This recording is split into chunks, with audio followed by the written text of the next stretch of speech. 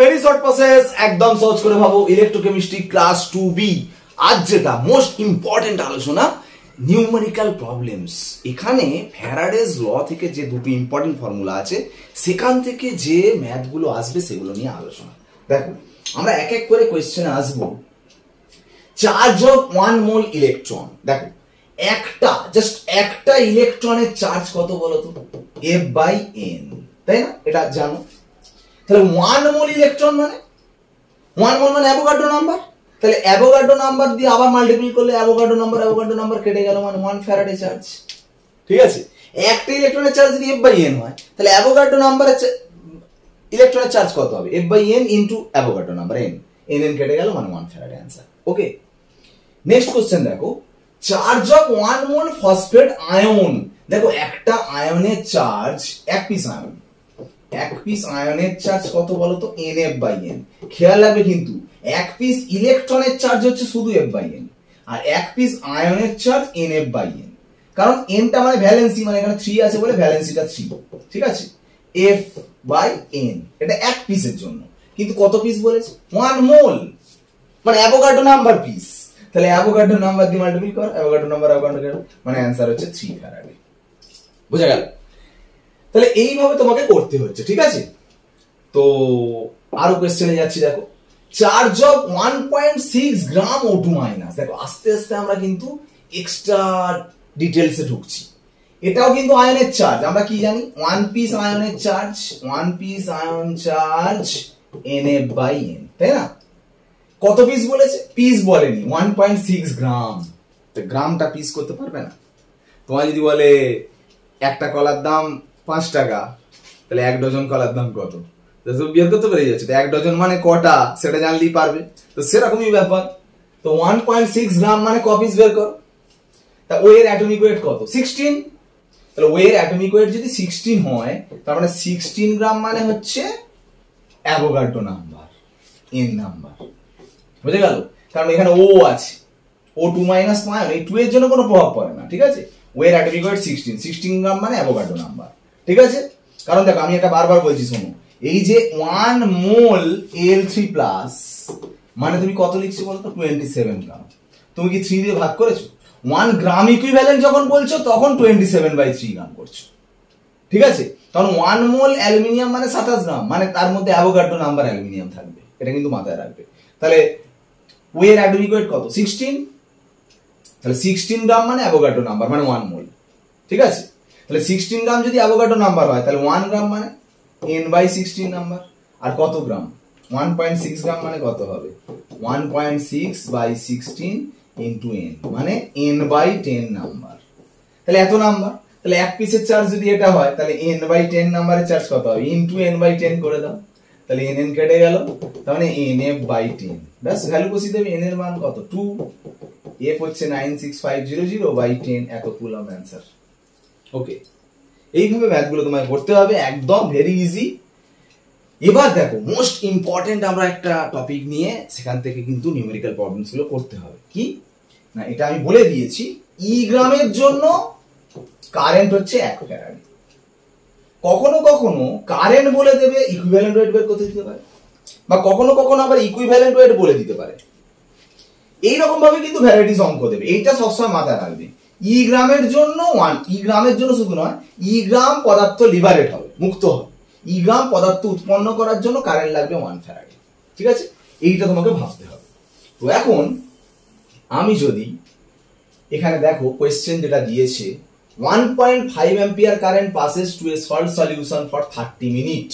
আগে দেখো, 30 minute 1.5 ampere, এটাকে আগে কারেন্টটা আগে বের করো। Q = IT ফর্মুলা দিয়ে, অ্যাম্পিয়ার ইনটু সেকেন্ড। অ্যাম্পিয়ার মানে 1.5, সেকেন্ড 30 মিনিট মানে কত সেকেন্ড? 30 × 60 সেকেন্ড। তাহলে এটা ক্যালকুলেশন করলে কত হবে? 2700 কুলম্ব। এত কুলম্ব তুমি কারেন্ট। এত কুলম্ব কারেন্ট দিলে কত মেটাল ডিপোজিট হয়? 0.8898। তাহলে এত কুলম্বের জন্য 0.8898 গ্রাম মেটাল ডিপোজিট হচ্ছে। তো সিম্পল, একের জন্য কত? তাহলে এটা বাই 0.8898 বাই 2700 গ্রাম। ঠিক আছে, আর কত কুলম্বের জন্য বের করবে? 96500 কুলম্ব, মানে যেটা 1 ফ্যারাডে। এর জন্য কত হবে ইন্টু 96500। তার মানে কি 1 ফ্যারাডের জন্য যে 1 ফ্যারাডে কারেন্ট দিলে যেটা উৎপন্ন হয় সেটাকে কি বলে ই, সেটাই তো ই ইকুইভ্যালেন্ট ওয়েট, মানে এইটা যেটা বেরোবে সেটাই তো ইকুইভ্যালেন্ট ওয়েট। তো এটাই তো ক্যালকুলেট করতে বলেছে, calculate equivalent weight of the metal, এই ইকুইভ্যালেন্ট ওয়েট বেরিয়ে গেল। ঠিক আছে, এবারে দেখো নেক্সট কোশ্চেনটা দেখো, ইকুইভ্যালেন্ট ওয়েট, এটা যেমন ইকুইভ্যালেন্ট ওয়েট তোমাকে বের করতে দিয়েছে, এখানে কোশ্চেনটা একটু দেখো, if a current of atto ampere is passed through a acidified water for 5 minutes 50 seconds, what amount of H2 will be produced? আগেরটা দেখো কতটা প্রডিউসড হচ্ছে অ্যামাউন্ট বলে দিয়েছে, তোমার ইকুইভ্যালেন্ট ওয়েট বের করতে দিয়েছে, আর এখানে কতটা প্রডিউসড হচ্ছে সেটা বের করতে দিয়েছে। তারপর তোমার ইকুইভ্যালেন্ট ওয়েট তোমাকে জানতে হবে।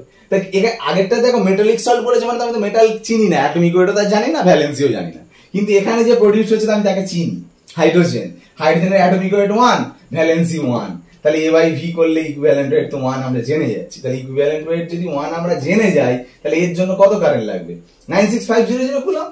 তাহলে 96500 কুলম্বের জন্য 1 গ্রাম হাইড্রোজেন লিবারেট হচ্ছে। ঠিক আছে, তার মানে 1 কুলম্বের জন্য কত হবে 1/96,500 গ্রাম হাইড্রোজেন, আর এত কুলম্ব, এই তো কুলম্ব এখান থেকে বের করবে। কি করে বের করবে, এই তো Q equal to IT, Q equal to I into T, I মানে অ্যাম্পিয়ার, কত 35 অ্যাম্পিয়ার, সেকেন্ড করলে 5 মিনিট 50 সেকেন্ড মানে 5 ইন্টু 60 প্লাস 50 মানে 350 ইন্টু 35, 350 ইন্টু 35 কুলম্বের জন্য কত হবে, এর সঙ্গে এইটা 350 ইন্টু 35 করলে এটা যেটা বেরোবে এত গ্রাম অ্যান্সার। বুঝে গেল, এটার সাথে মাল্টিপল করলে যেটা হবে এত গ্রাম হাইড্রোজেন। এবার কখনো কখনো কোয়েশ্চেন একটু যদি কঠিন দিয়ে দেয়, কি এখানে যে কত অ্যামাউন্ট বলছে, কোয়েশ্চেন মাঝে মাঝে দিল যে how many number of hydrogen molecules is are produced, বা এসটিপি তে কতটা ভলিউম H2 প্রডিউসড হবে, তখন কি করবে। দেখো একটা কথা বলি, আগে ভাবো নেচারে হাইড্রোজেন কি ফর্মে থাকে, H না H2, H2, তাহলে H2 মলিকুলার ওয়েট কত 1 ইন্টু 2 মানে 2 গ্রাম, এখানে কিন্তু 2 গ্রাম মানে 1 মোল। ঠিক আছে, কিন্তু একটা জিনিস ভাবো ভালো করে, তোমার যদি বলো অ্যালুমিনিয়াম, অ্যালুমিনিয়াম নেচারে কি রূপে থাকে Al2 নয় কিন্তু Al, তখন কিন্তু 1 মোল অ্যালুমিনিয়াম মানে 27 গ্রাম।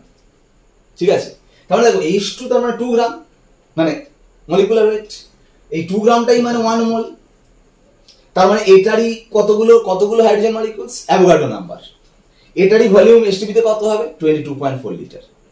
তাহলে তোমাকে এবার যা বার করতে বলবে, 2 গ্রাম মানে যদি অ্যাভোগাড্রো নাম্বার হয় তাহলে এত গ্রাম মানে কত নাম্বার, 2 গ্রাম মানে যদি 22.4 লিটার হয় তাহলে এত গ্রাম মানে কত লিটার, 2 গ্রাম মানে যদি 1 মোল হয় তাহলে এত গ্রাম মানে কত মোল, যা হিস্ট্রি চাইবে তাই বলবে।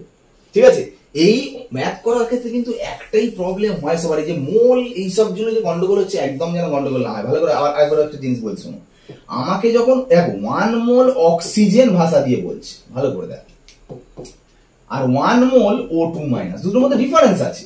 যখন 1 মোল অক্সিজেন ভাষা দিয়ে বলছি, অক্সিজেন মানে O হয় O2 হয়, কিন্তু যখন কিছু বলবে না নেচারে যেটা আছে সেটা ধরতে হয়, মানে ভাববে O2, তার মানে 16 ইন্টু 2 মানে 32 গ্রাম ধরছে তুমি। আর যখন তোমাকে O2 মাইনাস বলে দিচ্ছে, এখানে বুঝতে পারছো না, এখানে তো ও বলে দিচ্ছে 2 মাইনাস হচ্ছে চার্জ, মানে O2 তো বলেনি, ও তো, তখন কিন্তু এটা 16 গ্রাম ধরছে। কিন্তু 1 গ্রাম ইকুইভ্যালেন্ট বললে তখন ইকুইভ্যালেন্ট ওয়েট, তখন 16 বাই আবার 2, কারণ ইকুইভ্যালেন্ট ওয়েট সবসময় অ্যাটমিক ওয়েট বাই ভ্যালেন্সি, মানে তখন কিন্তু মলিকুলার ওয়েট নিয়ে হয়, অ্যাটমিক ওয়েট 16 বাই ভ্যালেন্সি 2 দিয়ে ভাগ হবে। বোঝা গেল ব্যাপারটা? এই জিনিসগুলো কিন্তু ক্লিয়ার রাখতে হবে, নাহলে কিন্তু ম্যাথটা খুব জটিল হয়ে যাবে। ঠিক আছে, ম্যাথ একদম ইজি করে ভাবো, এই কটা ফর্মুলা, জাস্ট এই 3টে ফর্মুলা দিয়ে কিন্তু যাবতীয় ম্যাথ, এখান থেকে আর কোনো ম্যাথ করবে না। একটা ম্যাথ করে যেন সমস্ত ম্যাথগুলো তুমি টাচ করতে পারো। ঠিক আছে, একটা কনসেপ্ট দিয়ে করো, যে কোনো ম্যাথ দেবে কিন্তু তুমি সেই ম্যাথটাকে কিন্তু টাচ করতে পারবে। ওকে, তো আজকের এখানে ক্লাসটা শেষ করলাম, পরের দিন আবার ক্লাস নিয়ে আসবো। আজকে ক্লাস এখানে শেষ। ওকে, বাই।